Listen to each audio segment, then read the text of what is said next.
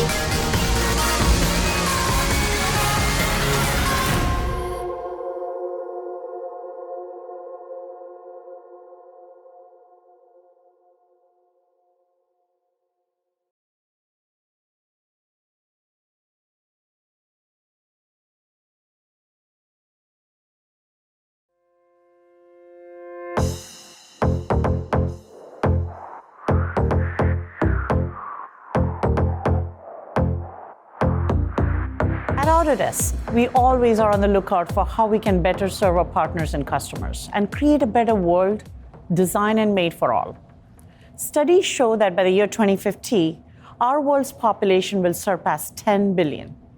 This rapid population growth means that we will see increased urbanization and subsequently a huge opportunity to retrofit declining infrastructure. However, builders and makers of the world are grappling with real problems: labor shortages, fragile supply chains, and the ability to meet sustainability standards. At Autodesk, our customers span architecture, construction, manufacturing, entertainment, and more. Recently, we saw that the pandemic forced our architects, engineers, and designers into a new way of working, which meant collaborating and coordinating remotely and online. Many of whom had never worked outside of a physical office or a job site. Companies and executives are still learning how to transform their businesses to this new way of working. And the uncertainty of supply chain has caused estimations and project delivery times to go completely out of whack, let alone being able to plan for acquiring material that delivers sustainable standards. On top of this, climate change is presenting challenges at an incredible scale. Globally, construction uses 3 billion metric tons of natural resources to manufacture building materials every year. Up to 30% of this is wasted, with rework, overestimation, and inaccurate data all contributing to this problem. The manufacturing industry is driving approximately 19% of the global greenhouse gas emission. To meet these challenges, regulatory and customer expectations are constantly growing and adding new sustainability standards. In media and entertainment, the demand for content and streaming is booming. In fact, almost 8 out of 10 people used video on-demand services in the last 2 years. It is estimated that major streaming services will spend well over $50 billion on programming this year, which puts immense pressure on creators to deliver remotely, quickly, and securely. Our customers are experiencing this change, seeing industries getting disrupted, and looking to Autodesk and our technology to help them get through. At Autodesk, we live and breathe this every day with our customers. We watch and study technology and industry trends. We collaborate with the best minds, the industry shakers and movers, researchers, and leading academic institutions to constantly prove our technologies that will have the biggest impact within the next decade. We also have a dedicated team of scientists and engineers who look 10 years into the future. This team is Autodesk Research, led by Mike Haley, who will join me today. Let me introduce you to Mike. Hi, Mike. Hi, Raji. Welcome to the Autodesk Gallery. So those industry movers and shakers you were talking about, this gallery was built to demonstrate the types of innovations that they are doing. We want to inspire the world by the kinds of designs and making that they're going to be doing in the future, and hopefully show everybody what is possible. I'm excited about it. Should we take a look? Absolutely. Let's do it. So, Mike, let's talk about each of our industries. Let's start with manufacturing. In the past, the fundamental efficiency driver in the manufacturing a complex product used to be really testing it at scale. And that's really changing. It's not true anymore. Tell me more about that. Yeah, well, this is a really fundamental trend that we're seeing in manufacturing. And what we're seeing is the breaking of the relationship between the complexity of something and the cost and ease with which you can manufacture it. So this is opening up a whole lot of opportunities for manufacturers to start creating things that they might never have considered before because the risks are lower. In fact, a really great example is this right here, which is a JPL lander. This is the Jet Propulsion Laboratory at NASA, who we worked with several years ago to produce a new kind of lunar lander. And they wanted it to be computationally designed. So as you can see, there's a lot of complexity inside this object, which would often scare a manufacturer. You wouldn't want to have to manufacture something like that. That's right. But it looks really complex to me. It is. It's terrifically complex. In fact, if you look inside here, you'll actually see it's even hollow inside. So it's almost like a bird bone inside it, which is what gives it strength, but also, again, adds more complexity. However, this was created through an ancient process called sand casting, where you cast metal in sand, except that the sand cast itself was 3D printed. So it was using additive technology, which allowed it to create these incredibly complex shapes, but still make a really strong lander. So it was a great solution for that. Another example is the legs of the lander. These were made with a different process. These were machined on a 5-axis mill out of a large block of aluminum. Again, you can see the complexity of these legs. It didn't matter. You could still just put the design into the computer, introduce it into the machine, and it was able to create this really complex design for JPL. So Mike, I heard you talk about many technical terms here: additive, subtractive, CNC machines, even doing 3D printing and sand casting. How do people on the manufacturing floors and the shop floors actually make sense out of this and really start to, really adopt these technologies and get ahead? Yeah, well, it's a great question, Raji, because you have to be digitized in order to do this. You have to have the power of computation and data coming together. So these kinds of manufacturers are relying on those computational data capacities.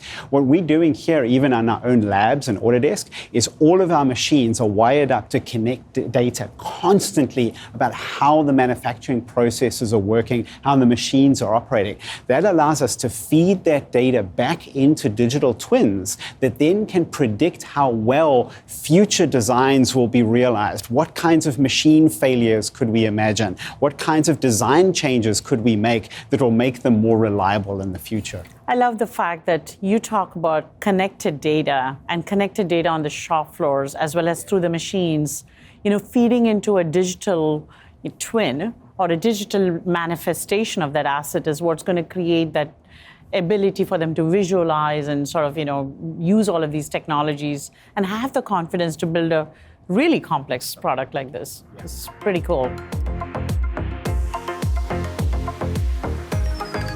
So Mike, what's fascinating about this is the digitization that we saw in manufacturing. We're seeing that in construction as well. And those who have worked in these fields, now they're starting to actually look at these unrelated processes and bring it together like the way manufacturing lines have been forever. Architects and builders who are looking to manufacturing to say, let's make construction processes more like industrial, our assembly lines. It's more efficient, more modular, and something that's repeatable. So as we start to see this is an important one to improve safety and improve our project delivery. I believe that this is something you and I usually hear about when we meet our customers. A lot of them talk about convergence. And when they say convergence, this is sort of what's happening between the manufacturing world and construction. What are your thoughts on this? Yeah, you're absolutely right, Raji. What we're seeing is our customers are beginning to use modular components, prefabrication, and we're seeing a lot more automation on the construction site. So all of these things are beginning to make construction look a little bit more like a factory.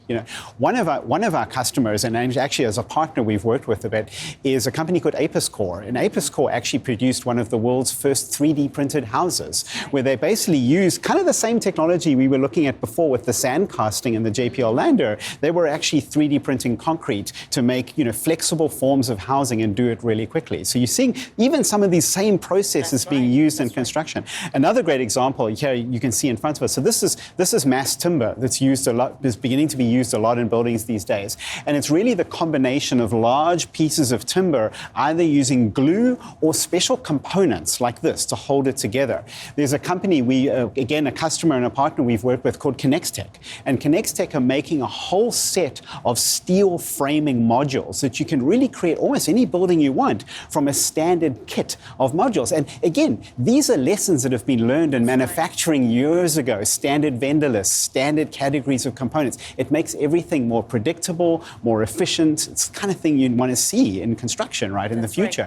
Right. And then another example is a great little company called Dusty Robotics that actually is building little robots that you can put on construction sites that help make sure that you are measuring up all of your sight lines, all your building lines. That is so cool. So it's bringing all the digitization that, again, sits inside the computer and bringing it into this really kind of dusty, dirty environment, but actually digitizing it and making it more predictable and more efficient at the end of the day. And building that construction automation that you just talked about with confidence. I mean, you can't think about these dusty roads where you can actually walk around and have that level of accuracy, which is pretty awesome. That's right. Now, something that we talked about before, which is digital twins in manufacturing, is also going to play out, I believe, in construction. Because I have seen our customers actually start to use digital twins to not only track the progress of their projects, but actually simulate and see how that project is going to turn out. You know, our largest owners and people who are facility administrators, they're actually using this to track projects. Yes. Do you see that as well? Absolutely. Well, I mean, this is the thing. When these large customers, you've built thousands of buildings. So if you can collect all the data from building all of those thousands of buildings, you can start predicting patterns. You can predict patterns in certain vendors, certain construction practices. You can predict safety issues. So, we have a product here at Autodesk called Construction IQ that is actually, it brings all that information together. And I always like to think of it as a little bit like the weather report. So when you're the construction supervisor, you arrive in the morning, you bring up Construction IQ, and it tells you what to expect for the day. It helps set where you should spend your time, your schedule, all of that kind of thing. It really just, again, optimizes that crazy, dusty, sort of random environment and begins to make it more predictable. You're telling me I could have built my house 3 times faster if I had robots roaming around. You should have waited. I should have.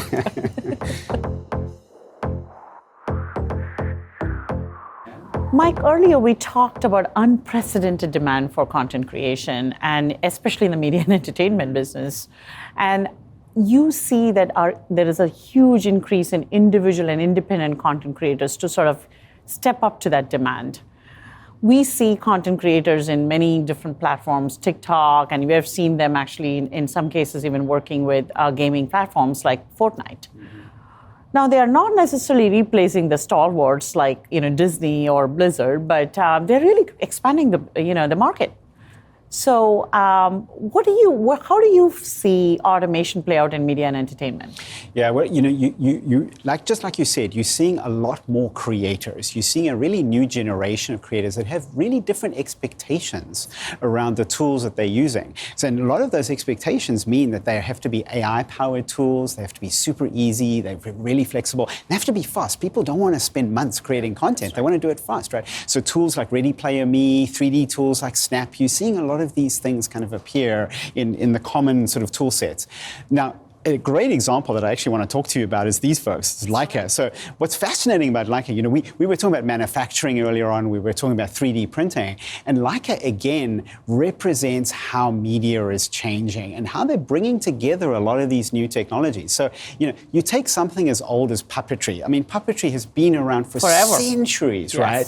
But it is difficult. It's something that is stop motion video. These things are really tedious, they're slow, you have to have tons of professionals coming together, creating these beautiful characters. So what Leica has done is they've really reimagined that. And what they've done is they've brought together the digital world and the physical world seamlessly. So their animators and their designers can work in 3D software. They can create puppets. They can even create puppets with lots of different physical expressions, right? And then they can actually 3D print all of those and create articulated puppetry, some of which you're seeing here. It's wonderful. Yep. So this really, what this does is this brings a level of flexibility to stop motion video and puppetry that's never existed before. You can really show those changing facial expressions now because you've got all the little 3D printed faces, right?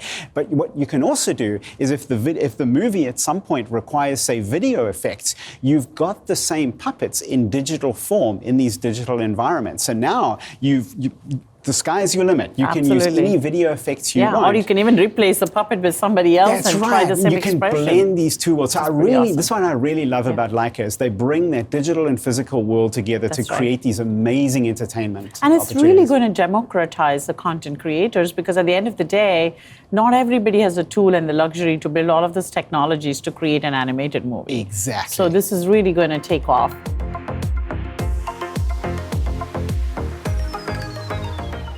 I'm also amazed to see how all of these things around the new methods of making and building are influencing design.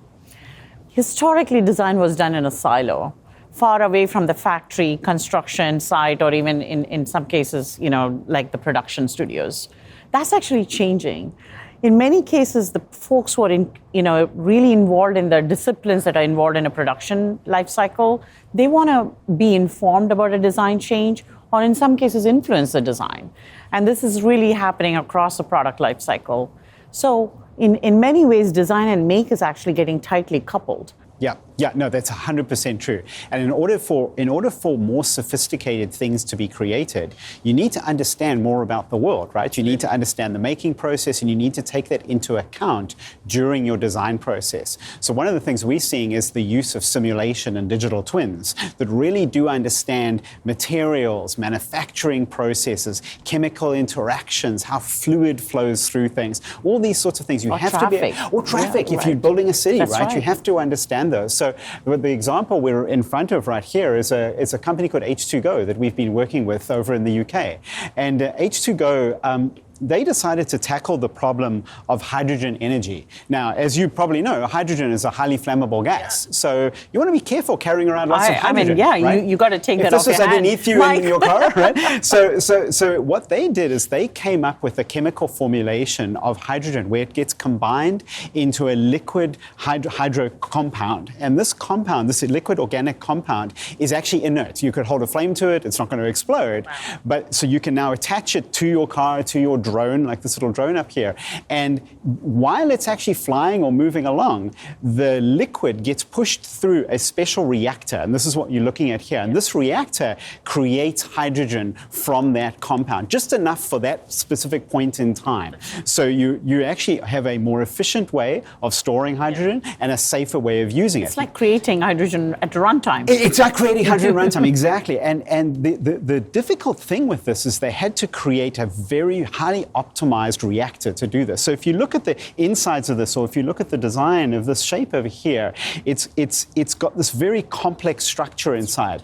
And what's inside here is actually a surface that has a special chemical catalyst that is the thing that takes the organic hydrogen compound and turns it into hydrogen. They had to use sophisticated simulation. They had to understand how the fluid would actually flow through this in the real world to actually figure out how to best design this and to make it as small and as efficient as possible. So this really wouldn't have been possible to even consider if you hadn't have been able to think about the real world, bring it back to the computer, simulate it, and let it influence the design process to create something like this. Pretty awesome to actually see the design process. I don't think we could have even envisioned that the end product would look like that, but there's so many factors in terms of efficiency as well as cost and sustainability that have gone in to really create that product in design. And I'll tell you what excites me even more about this kind of design is what we're actually seeing is designs and things getting created in the world now that are constantly redesigning themselves. So we've all grown up in a world where something gets created, it gets put in place, and then you're done. You never redesign it. It may get replaced at some point, but you don't think of something as redesigning itself constantly. That is crazy. Isn't it's it not just it's generative design, but generating it's like constantly adapting to the the external stimuli at that point. That's right, exactly. So we worked with a fantastic company over in the Netherlands a few years back called MX3D. And MX3D wanted to create the world's first 3D printed metal bridge and put it over one of the canals in Amsterdam. So we worked with them to figure out some of the 3D printing technology. That is amazing to actually know you could 3D print. You can 3D print a whole bit. And today it's there in Amsterdam. You can actually go and walk across the bridge today. That's right. But one of the things we realized is while we were working with them, this was also a fantastic opportunity to embed all sorts of sensors into the bridge. So the bridge effectively becomes self-aware. Yep. The bridge understands how it's being used, when are people walking across it, what kind of load is on the bridge, what temperatures are across the bridge, all throughout the year. That data is being maintained constantly and put into a living digital twin. So just like we talked about a digital twin with the Leica example in media, this is a living digital twin of an actual bridge. So what that means is this bridge is basically thinking to itself, hey, could I be designed better given what I know now? Or and this is maybe a piece that you want to go do your next level of maintenance rather than recreating the whole bridge. Exactly. So you could imagine the robots coming out at night and tweaking the bridge slightly based on what they've learned during the day. So watch out for those robots on the bridge. That was so cool. Thanks, Raji. Sometimes I can feel a bit overwhelmed when I think about all the problems that the world faces. But when I look at these sort of exhibits, I have a lot of hope. I see our customers beginning to adopt technologies that solve real problems in the future. I love that. Not only technology, data, and so many other things that are incorporated into, how these workflows for our customers are going to change. What I love about the fact is at Autodesk, we live and breathe these problems with our customers. We've done this for 4 decades where we have been part of this journey with them and this transformation.